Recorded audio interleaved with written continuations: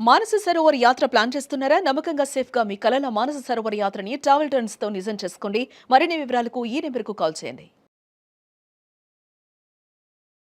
నమస్తే రమ్మగారు. నమస్తే జయ. రమ్మగారు, ఏదన్నా ఒక చిన్న నోవెల్ చెప్పుకుందామా? చిన్న జానపద నవల చెప్తాం. ఓకే. సార్థవాహుడు దాని పేరు.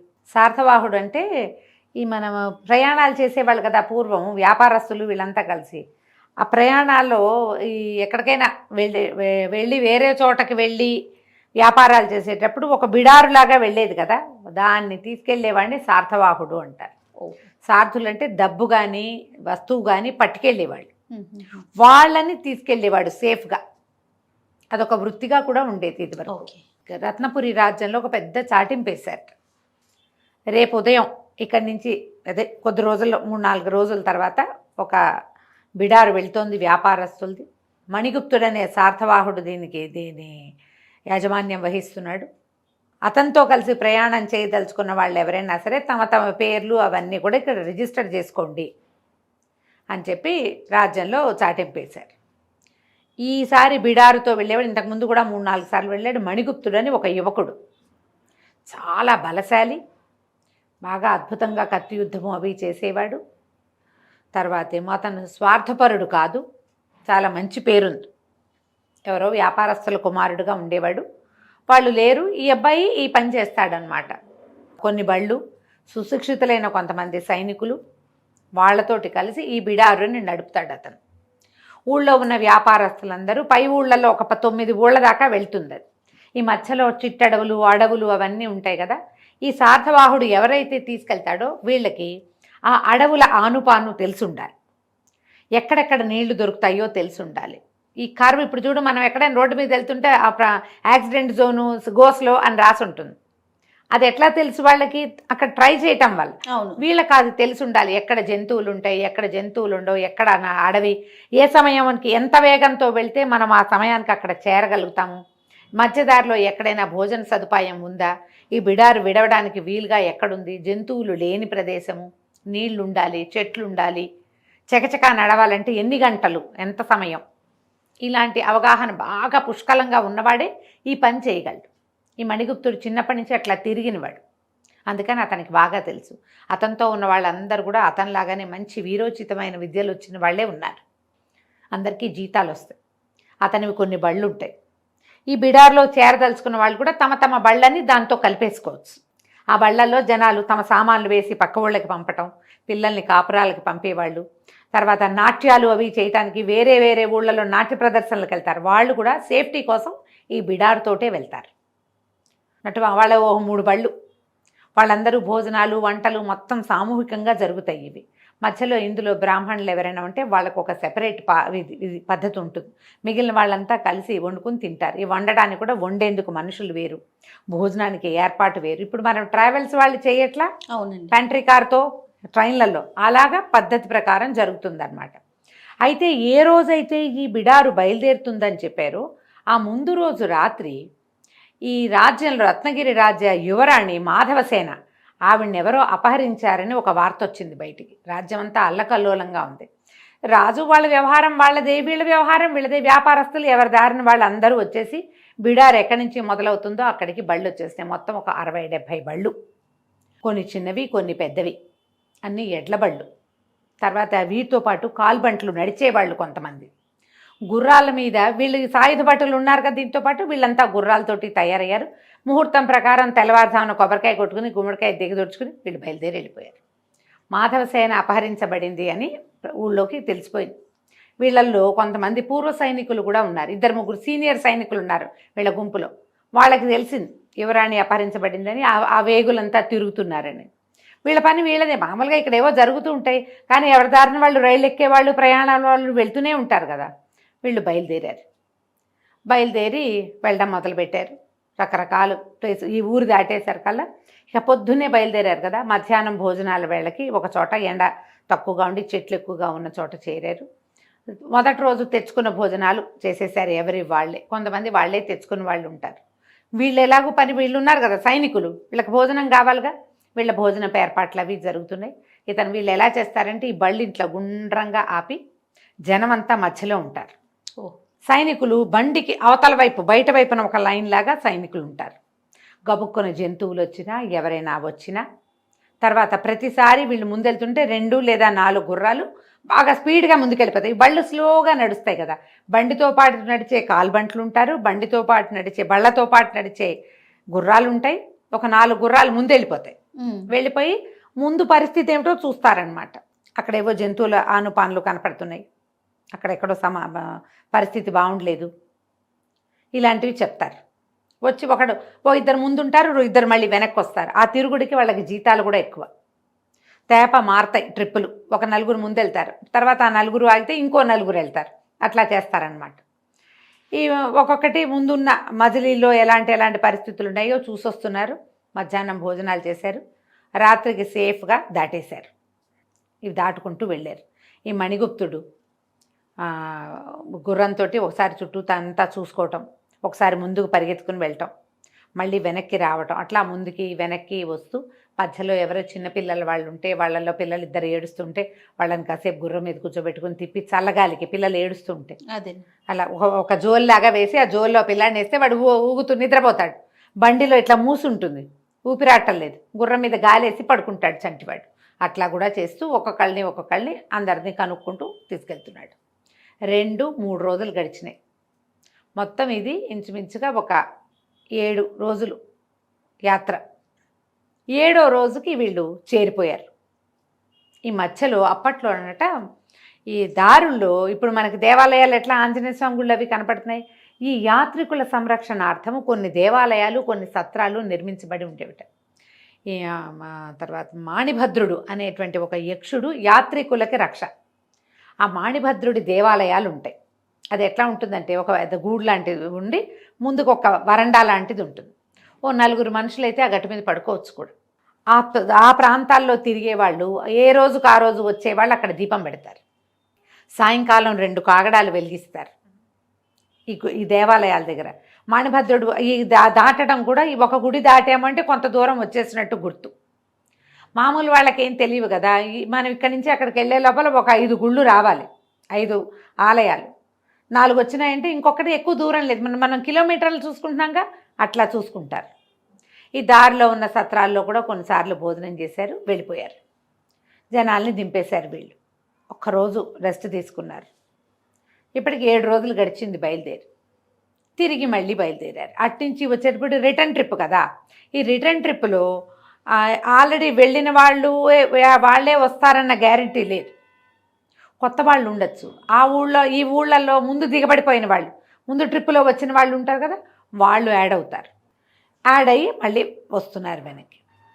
కొంత దూరం వచ్చిన తర్వాత ఒక 4 రోజులు ప్రయాణించిన తర్వాత 2 సైనికులు ముందు 4 వెళ్తారు కదా, వాళ్ళల్లో 2 వెనక్కి వచ్చారు.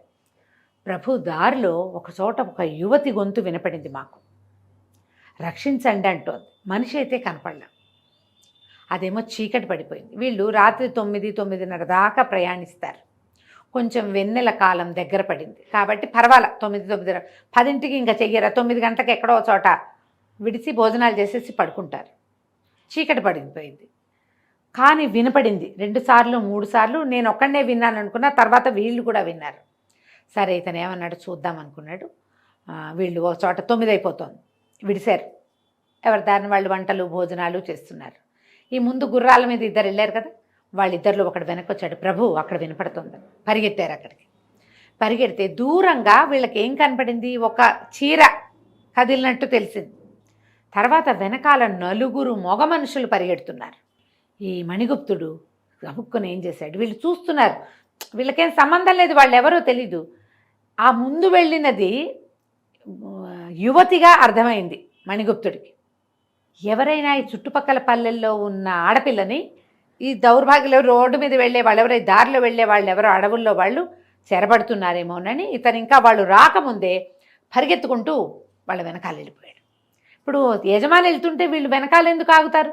వీళ్ళు కూడా ఏం చేశారు, పట్టండి బల్లాలు తీయండి, కత్తులు తీయండి అని చేరుకో 2 బల్లాలు కత్తులు పుచ్చుకొని వాళ్ళు కూడా 4 గుర్రాలు వదిలిపెట్టి అతని వెనకాల పరిగెత్తారు. పరిగెత్తి బాగా ముందుకెళ్ళి ఎట్నుంచి వీళ్ళు కదులుతున్నారో ఒక చెట్టు వెనకాల కొద్దిగా ఆగాడు. ఆగేసరికల్లా ముందు ఒక యువతి అతనికి కనపడింది. దూరం నుంచి చూస్తే ఆమె మంచి నాజుగా పొడగరి సన్నటిది, ఏదో ఒక పాత ఒక మామూలు సింపుల్ చీర కట్టుకున్నట్టే కనపడుతోంది. ఈ చీర వస్త్రధారణ నగరాల్లోది కాదు, ఏదో పల్లెల్లోది. మనిషి చూస్తే అసాధారణమైన పొడుగు వెడల్పు చూస్తే ఏమో పల్లెటూళ్ళలో ఉండే పిల్ల బలశాలిగా లేదు, నాజుగ్గా ఉంది. బాగా దగ్గరికి వెళ్ళాడు, వెన్నెల రాత్రి కదా, దగ్గరికి వెళ్ళేసరికల్లా అతనికి తెలిసింది ఎవరో సౌందర్యవత అయిన యువతి. ఆమె ఒంటి మీద నగలు నాణ్యాలు ఏం లేవు, ఒక తేత రంగు చీర కట్టుకుని ఉంది. కానీ ముక్కు మొహం చాలా బాగున్నాయి. ఆమె ముక్కుకొక ముక్కు పొడకుంది, అది బాగా మంచి మెరుపుగా ఉంది. ఆమె మొహం కదిలినప్పుడల్లా వెన్నెలబడి మెరుస్తోంది. ఆమె యొక్క సౌందర్యం ఈయనకు అర్థమైపోయింది, ఇది చాలా బాగుంది మనిషి అని. ఇప్పుడు ఇంత నాజూకు సౌందర్యం ఈ ఊళ్ళల్లో ఉండే అవకాశం లేదు. ఇక్కడ బాగుంటారు మనుషులు ఇక్కడ కూడా, కానీ వాళ్ళు బలశాలులుగా ఉంటారు, పనిపాటలు చేసేవాళ్ళు. ఈ సోగదనము అవి చూస్తే ఇది పని వచ్చిన రకంగా కనిపించటల్లా. ఇంకొంచెం దగ్గరికి వెళ్ళేసరికల్లా వెనకాల నుంచి ఎవరో పరిగెత్తుకొచ్చేసారు. రావటం ఏమిటి, ఇతని మీద పడ్డారు. ఇతను అడ్డం పడిపోయాడు వెనక్కి తిరిగి. ఈ కత్తి తీశాడు. ఇక పోరాటం జరుగుతుంది, వదిలిపెట్టి వెళ్ళిపోమంటున్నాడు అవతల వాడు. నువ్వు ఎవడవో, నీ దారి నువ్వు పో, వెళ్ళిపో, మమ్మల్ని వదిలిపెట్టి, నీకు సంబంధం లేని విషయం ఇది అని కేకలు పెడుతుంటే అవతల వాడు కూడా అప్పుడు ఇతనికి అర్థమైంది, వీడు మామూలు పల్లెటూరు వాడు, ఈ కొండదారులలో తిరిగేవాడు కాదు, వీడు సుశిక్షితుడైన సైనికుడు. వాడి కంఠంలో కూడా ఏదో రాజదర్బార్లో పనిచేసేవాడి గొంతది, అధికారి గొంతు వేరేగా ఉంటుంది. రోడ్డు మీదకు తిరిగే కుర్రాడు కాదు. ఇతనికి తెలిసిపోయింది. ఎప్పుడైతే ఇతని మీదకి తిరగబడ్డాడో ఆ 2 దెబ్బలు పడేసరికల్లా అతని మనుషులే ఒక 4 వచ్చేసారు అవతల వాళ్ళు. ఆ 4 రాగానే మణిగుప్తుడి పని వాళ్ళు కూడా, ఇతని వెనకాల ఉన్న సైనికులు కూడా వచ్చి పడ్డారు. యథాశక్తి దెబ్బలు కొట్టేశారు. ఒకడు బాగా గాయపడ్డాడు మొదటివాడు, మిగిలిన 3 దెబ్బలు తిని అతన్ని మోసుకుని వెళ్ళిపోయారు. వాళ్ళ వెనకాల వీళ్ళు పరిగెత్తారు. కానీ ఈ మణిగుప్తుడు మాత్రం ఈ అమ్మాయిని ఎవరు ఏమిటి అని అడిగేసరికల్లా అమ్మాయి కాస్త గుటకలు మింగి, నేను రత్నగిరి అంతఃపురంలో పనిచేస్తాను, నా పేరు చెంప అని చెప్పింది. చెంపకవల్లి అని చెప్పేసరికల్లా, రత్నగిరా, ఇంకా చాలా దూరం ఉంది, ఇక్కడికి ఎట్లా వచ్చావు నువ్వు అన్నాడు. అది కొద్ది రోజుల క్రితం అపహరించారు నన్ను, నేను వీళ్ళ చేతిలో పడ్డాను, మమ్మల్ని ఎక్కడో నన్ను దాచిపెట్టారు, నేను తప్పించుకుని వస్తున్నాను అంతే అనేసరికల్లా అప్పుడు గుర్తొచ్చింది ఇతనికి. తాము బయలుదేరే రోజున 7-4-11 రోజుల క్రితం యువరాణి మాధవసేన అపహరించబడింది. ఇతను అన్నాడు, నువ్వేమో అంతఃపురంలో పనిచేస్తానంటున్నావు, అంతఃపురం యువరాణిని కదా ఆ రోజు అపహరించిందంటే ఆ అమ్మాయి ఏమైంది, అవును, యువరాణితో పాటు నన్ను కూడా అపహరించారు, మా ఇద్దరిని అపహరించారు అని చెప్పింది. మరి నువ్వు ఒకదానివే ఎలా వచ్చావు, యువరాణి ఎక్కడుందంటే ఏమో నాకు తెలియదు. తనకి ఏం మాట్లాడాలో తెలియలే. ఈ అమ్మాయి చూస్తే అంతఃపుర యువతి తెలిసిపోతోంది, ముందే తెలిసింది అతనికి. మాట్లాడితే భాష కూడా తెలుస్తోంది. రత్నగిరిలో ఒక ప్రత్యేకమైన యాస ఉంటుంది, ఆ యాస తెలుస్తోంది. నిజమే ఇది. సరే ఏమన్నాడు, సరేనని తను సైనికులు వీళ్ళ 3 అవతల వాళ్ళు 3 పారిపోయారు. వాళ్ళకి రథం కూడా ఉంది పారిపోవటానికి. గుర్రాలు ఎక్కారు. ఈ అమ్మాయిని తన గుర్రం ఎక్కించి చెంపకవల్లిని తను పక్కన నడుస్తూ తీసుకెళ్ళి తమ సార్థవాహుల గుంపులో కలిపేశారు. ఇక్కడి నుంచి 3 పూర్తి రోజుల ప్రయాణం. ఈ 3 రోజులు ఆ అమ్మాయిని ఏ బండి మీద కూర్చోబెట్టలేదు, తనతో పాటే ఉంచుకున్నాడు. ఒకవేళ ఎవరైనా అడ్డం పడితే జనాల మీదకి వెళ్తే కష్టం కదా, ఉంచుకున్నాడు. తను ఇంకో గుర్రం తెప్పించుకున్నాడు. గుర్రాలు కొన్ని ఖాళీగా నడుస్తాయి వాళ్ళతోటి. ఇది ఇద్దరు మెల్లిగా కబుర్లలో పడ్డారు. ఆ అమ్మాయి మహాసౌందర్య రాసైన ఆ పిల్ల. ఇతను కూడా చిన్నవాడు, యంగ్స్టర్ అని చెప్పుకున్నాక 30 ఏళ్ల లోపల వాడు. ఇతను నవ్వు మాట బాగా ఆకర్షణీయంగా ఉంటాయి, పైగా బలశాలి, ప్రాణాలు రక్షించాడు. ఆ అమ్మాయి కూడా ఇతని మీద మనసు పడ్డట్టే కనపడింది. ఇద్దరు మనసు ఇచ్చి పుచ్చేసుకున్నారు ఆ 3 రోజుల్లోనే. సరే, మొత్తం బిడారంతా ఊళ్ళోకి చేరింది. ఏ సందులోకి రోడ్లలోకి వెళ్ళవలసిన బళ్ళన్నీ వాళ్ళ దాంట్లోకి వెళ్ళిపోయినాయి. వీళ్ళు డబ్బులు కట్టాల్సిన శిస్తులు అవి ఇవి ఉంటాయి, ప్రయాణంలో శిస్తులు ఉంటాయిగా, అవన్నీ కట్టేసి ఇతను ఏం చేశాడు, ఈ అమ్మాయిని అంతఃపురానికి తీసుకుపోయాడు. అంతఃపురంలో అప్పచెప్పేసరికల్లా అమ్మాయిని లోపలికి వెళ్ళిపోయింది. ఇతను యువతలకు వచ్చాడు. ఏదో ఊళ్ళో పనులు అవి ఇవి చూసుకున్నారు. ఒక అవ్వ ఉంది వీళ్ళింట్లో, ఒక ఇతను చూసుకునేది. ఇంటికి వెళ్ళి ఆ అవ్వను చూసి ఇంకేవో 2-3 పనులు చేసేసరికల్లా ఇంత ఊరంతా సందడిగా మంగళ నాదాలు మోగుతున్నాయి, మంగళ వాయిద్యాలు. యువరాణి వెనక్కి వచ్చింది అంటున్నారు. యువరాణి వెనక్కి రావటం ఏమిటి, ఎటా వచ్చింది, ఎక్కడి నుంచి వచ్చింది? 11 రోజుల క్రితం తప్పిపోయిన మోసుకుపోయిన యువరాణి ఇప్పుడు ఊళ్ళోకి వచ్చింది ఎవరు? సార్థవాహుడు వచ్చాడు. ఈ బిడారంతా వచ్చింది. వాళ్ళతో వచ్చింది చెంపకవల్లి. యువరాణి ఎట్లా వచ్చింది? ఆవిడంతటా ఆవిడే చేరిందన్నారు. ఆవిడే వచ్చేసింది. మర్నాడు చాలా పెద్దగా హడావిడిగా గందరగోళంగా పెద్ద సభ జరిపారు. యువరాణి తిరిగి వచ్చిన సందర్భంలో అందరికీ బహుమతులు అన్నారు. సార్థవాహుడు మణిగుప్తుని రమ్మన్నారు. రమ్మనేసరికల్లా సరే ఇతను లోపలికి వెళ్ళాడు. ఎక్కడో చెంపకవల్లి కనపడుతుంది. అతను అటు నుంచి చెలికెత్తేగా, యువరాణి చెలికెత్త కదా. చూస్తుంటే పరదా మాటు నుంచి ఓ కళ్ళు తనని చూస్తున్నట్టు తెలిసింది. ఆ కళ్ళు ఎవరివో ఇతనికి అర్థం కాల. రాజుగారు చాలా మెచ్చుకున్నారు. నీ వల్ల యువరాణి ఇల్లు చేరింది.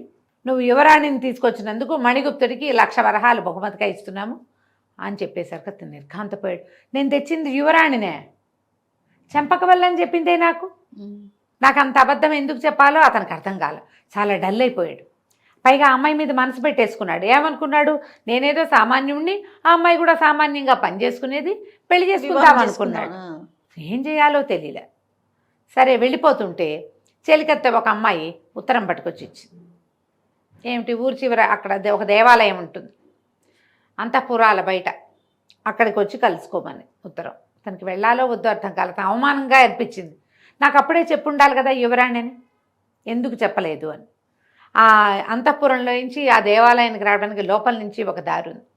అక్కడికి వచ్చింది యువరాణి. బాగా ఆలోచించి చివరికి వెళ్ళేసరికల్లా ఆ అమ్మాయి పరిగెత్తుకుంటూ వచ్చి కౌగిలించుకుంది. ఇతన్ని కొంచెం అవమానపడి ఉన్నాడు కదా ఇతను. తను ఏం చెప్పిందంటే, ఒకవేళ నేనే యువరాణిని అని చెప్తే నువ్వు నాతో మనసు ఇచ్చిపుచ్చుకుని ఉండవు, నన్ను గౌరవించి బండిలో కూర్చోబెట్టేవాడివి.